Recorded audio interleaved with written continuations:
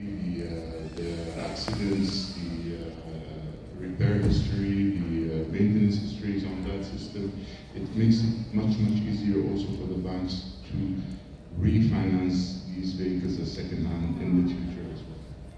Thank you. Thanks, Kassem.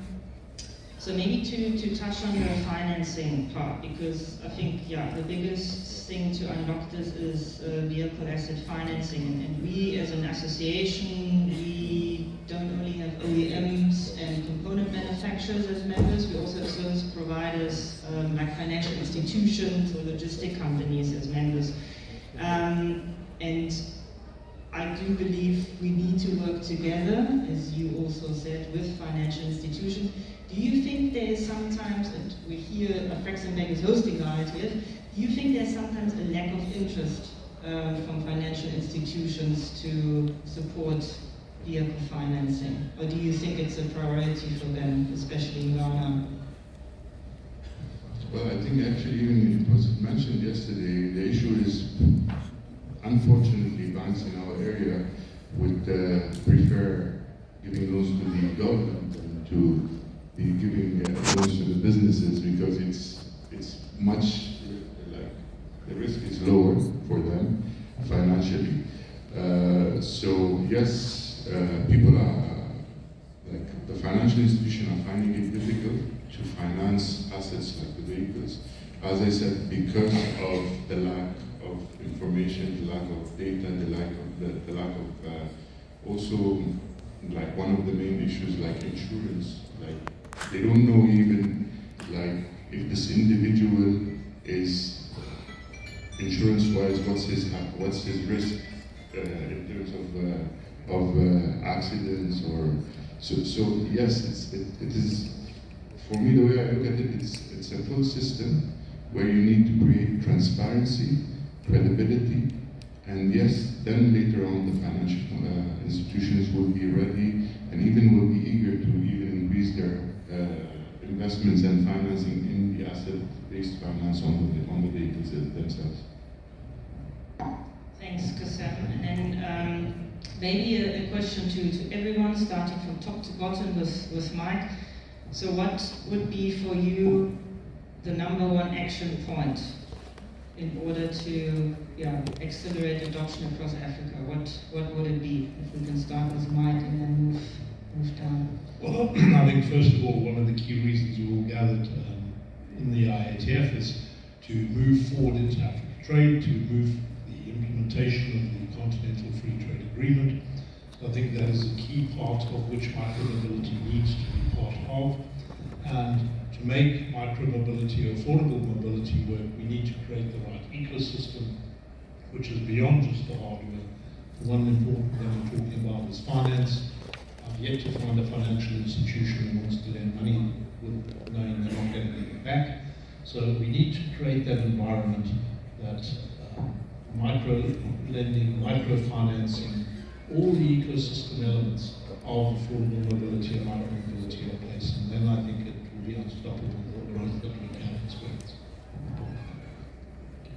I will add that it will be great to design, to build, and to export micromobility from Africa and to other countries. So this is a driving message that we can work on it with locally, in different countries, with our technology, our cluster of electronic, of mechatronic, of cable, and develop this car, develop this system, and after build it locally to reduce the supply chain, improve the carbon fit, and have, of course, ultimately best competitive cost. And in the end, it's to share these goods between all the African countries, so export them. So then we can have this room of having, we speak a lot about origin. And if the components are made locally, of course, no tax. And in the end, the user will benefit from this.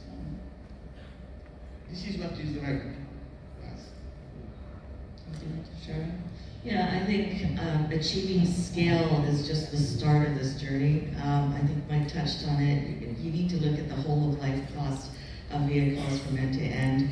And while OEMs and component companies are working to scale affordable automotive, we also need to look at the finance component and look at creative and innovative ways to start shifting some of the customers from an ownership model to a user model and start exploring those.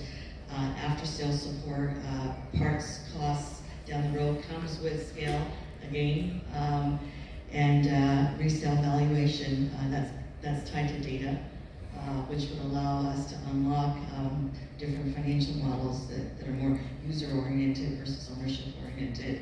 So I think we've got to look at it end-to-end and micro-first ecosystem, in addition to all the efforts that we're doing to try to scale the business across the continent. Yeah, thank you. Actually, as you said, scalability is the most important thing for the affordability to be there. But I would say data, and most importantly, data transparency in the industry as a whole. Because once we have that data transparency, we will be able to forecast better and see how we can grow and make vehicles even more affordable in the future. Thank you. Thanks, Kassem. Obviously, I have to agree with everyone here with your priorities, but also with you, Kassem. Data. I think data is really key, whether it is now for scaling up affordable mobility or for everything else we want to do within Africa. Before I ask my last and very hard question, I would like to open the floor for questions from the audience, because I know that this is a pressuring topic. So please feel free to raise your hands, quickly introduce yourself, and then ask a question to one of the panelists or to everyone. We have microphones here in the audience.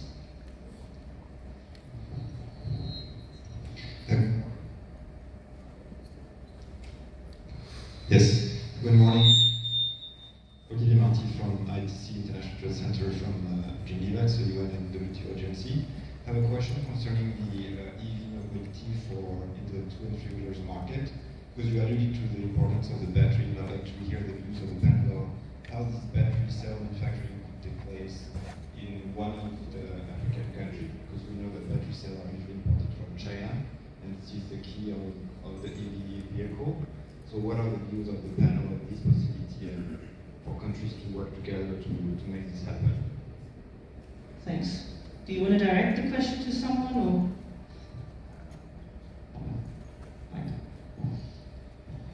I think irrespective of whether it is micro-mobility or any form of mobility, it's an ongoing question in terms of cell manufacturing.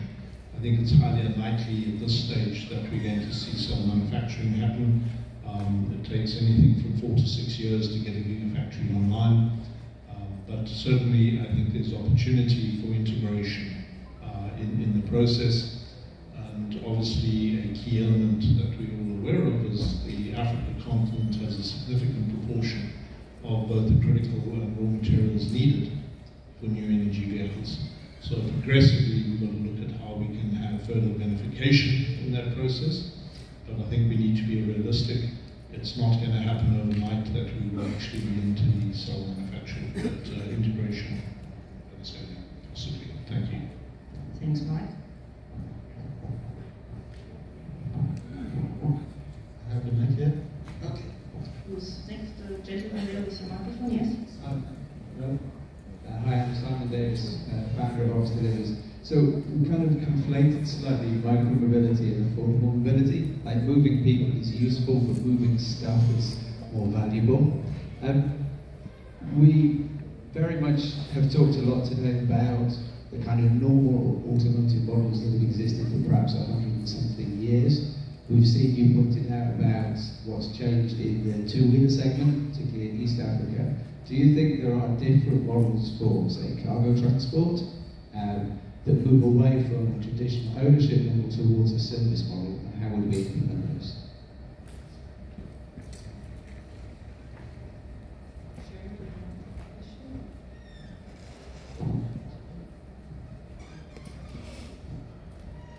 I think think I mentioned that we do need to look at all different types of models, not just the traditional ownership model. I think this gentleman just mentioned data being key in order for us to look at other servicing models, SaaS models, I think is what you're referring to. Other countries obviously have those types of models implemented. It does allow accessibility to solutions, but I think, again, you need financial institutions involved in that equation as well. I think if that foundation is there, I think OEMs would jump to those types of different alternative solutions, and I don't know if my other colleagues might have other answers. So certainly goods are critical, as is people, but I think goods is probably one of the bigger opportunities because it can create revenue streams.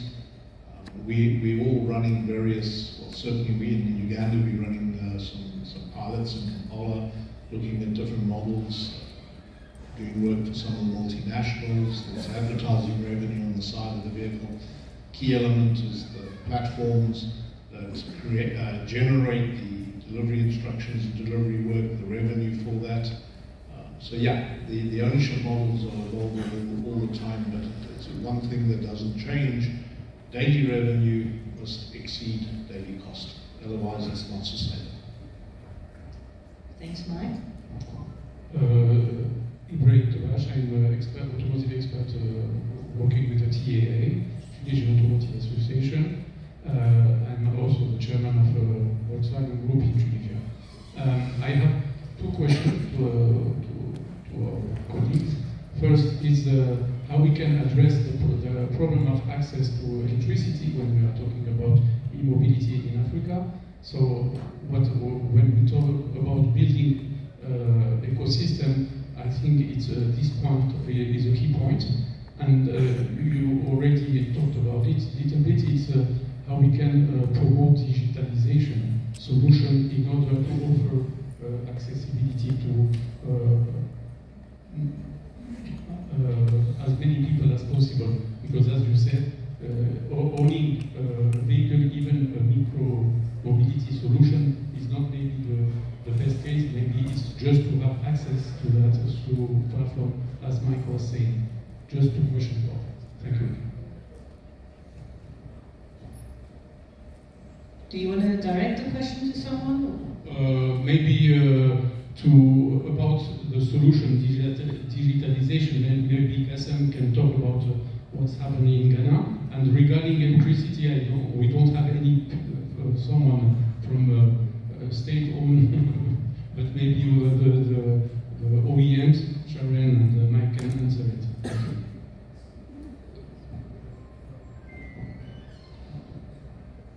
So your questions about the e-mobility related to... Okay. Yeah, we go back to the same issue as... anyway, for me, I have another point of view about e-mobility in Ghana, for example. It's still it's still beginning. It's going to take time. Even I believe in clean energy before we go into full e-mobility in the future. But the digitalization can help in setting up the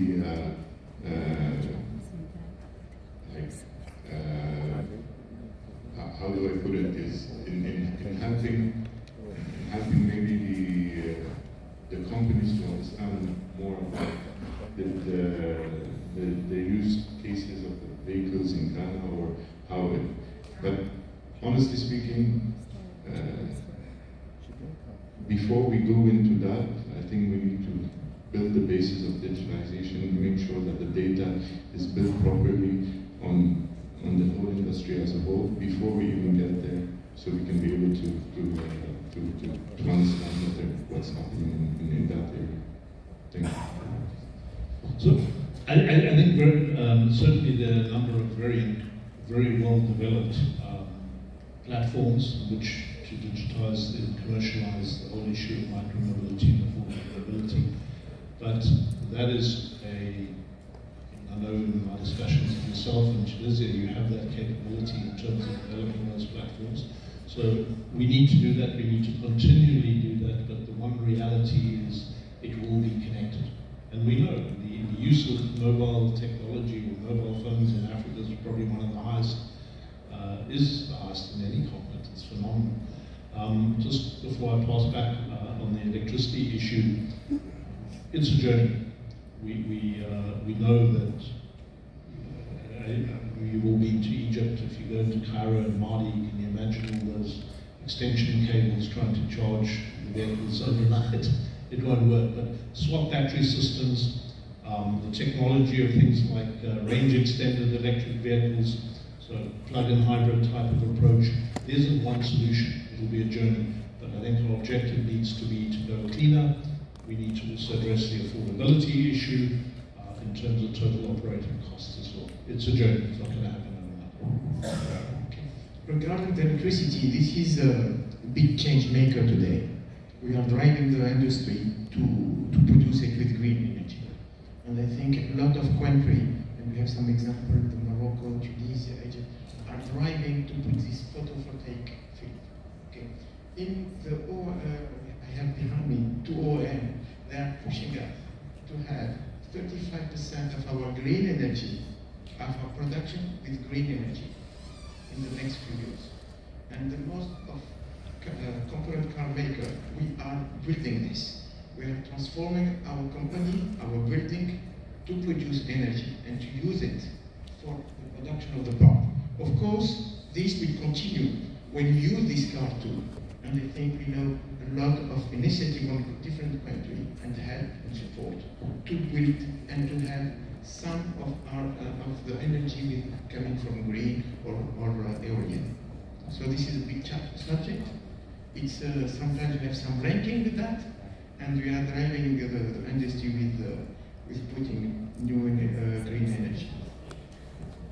Thanks, and thanks for touching on electricity. I think it just also shows how complex that ecosystem is. I mean, affordable mobility, we need it for ICE vehicles, which will still drive for quite some time in Africa.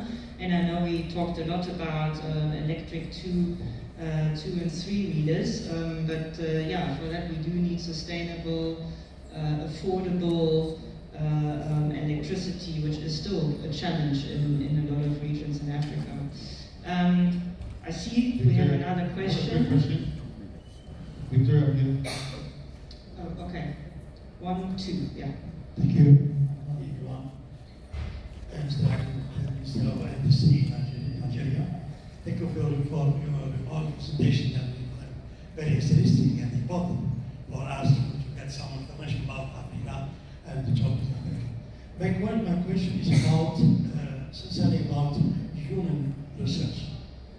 I think you talked about a lot of questions about not priorities of technology, of anything about technology and human resources. I think so. But human resources, it's important to be made in strategy or to be developed our strategy of mobility. What about this activity or this factor? You know that we are in Africa, a lot of young people, we have to develop their competence, their skills in automobile. What do you think about this condition? Thank you very much. Thank you. So skills development, Kasim, I would like to hand that question to you, because I also know that you are running a great project in Ghana on skills development. Yeah, I agree with you. Skills is the basics of any industry, skills development.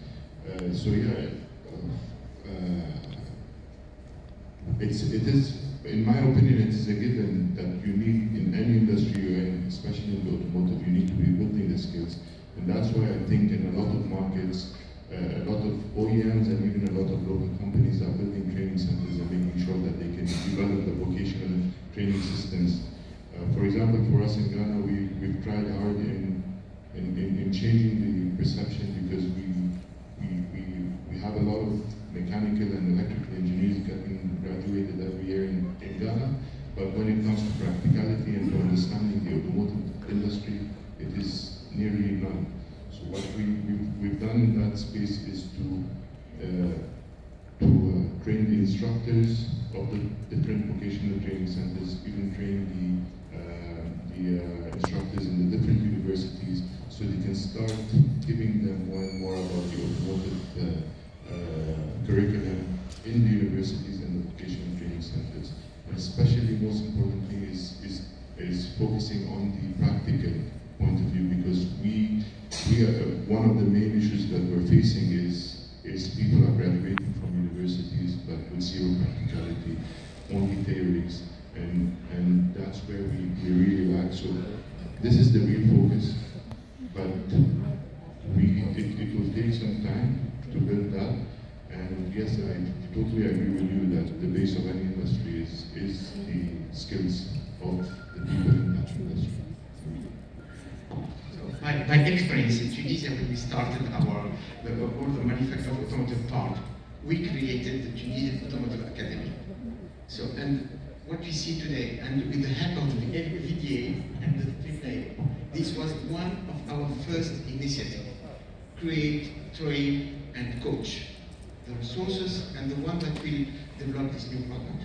And what is very interesting today is that also we receive people from Algeria, from Morocco, from other continents to be trained in Tunisia. And the trainees are also certified by the VDA. So this is really one of the important points to share with all the other members of the continent, of course, and about this academy. And last year, until now, in 3 years, we trained more than 3,000 people. So it's great, and it's really a success story. Good. Thanks, Yvette, and I know we have one question there.